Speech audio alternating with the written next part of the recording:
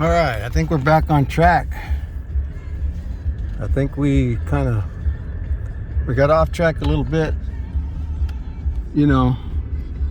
trying to experiment, and that happens in golf. You start experimenting. I was telling a friend from California who plays golf, I think it's, unless you're a pro of course, but you're always going to be highs and lows, because when you figure out the game, you think you can improve, so you start tinkering. You're hitting the ball good, and then you say, hey, maybe I can squeeze out an extra 10 yards if I do this with my wrist, or if I do this with my shoulders, and then you get set back. You kind of have to know your limitations in this game, If you're hitting the ball good, stay with it. You're not going to hit. I'm not going to hit it 300 yards. But I didn't give up. See, I didn't give up. I came out here today, and almost every shot was good out of 100 balls. I think I might have hit 5 bad ones, real bad ones. So don't give up. Don't give up when things don't go your way. I keep telling people, let's say your brother gave you a real screw on your inheritance, right? Instead of hating, instead of going into a diabolical, satanic frenzy, why not just say, hey, he screwed me, he's a thief, I'm good with that, I'm okay. If people do that, I mean, look what happened to Job. Job had as many things go wrong in a day as a person can have. Read the book of Job. If anybody had a reason to be angry and mad and cursing and yelling and out of control hate, contempt for everything, even God, it was Job. But he kept his cool. And you know what? God restored him twice, twofold what he had. That could have been, I keep hearing horror stories about people that think they got a good screwing from their brother, and they're just livid and hopping, angry, want to kill. That's what happened the other day. That guy drove from California to Utah, killed his brother over the inheritance with the mom. Asked where his mom was. See, he didn't know where his mom was because he wasn't involved. That's the problem. If you were involved, if you actually go visit your mom, you might have got not such a bad screwing. You were at least a little bit offered to do things, pick up at the airport, fly out for a visit, pay some.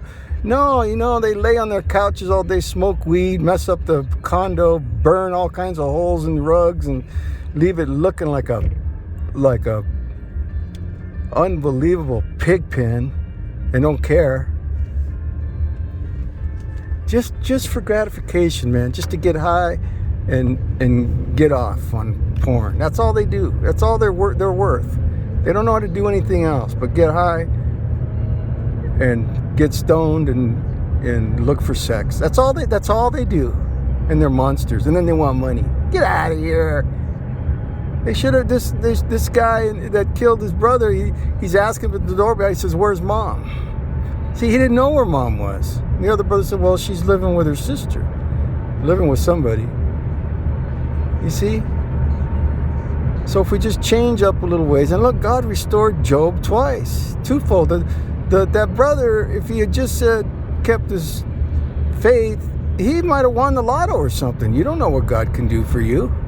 I've seen miracles.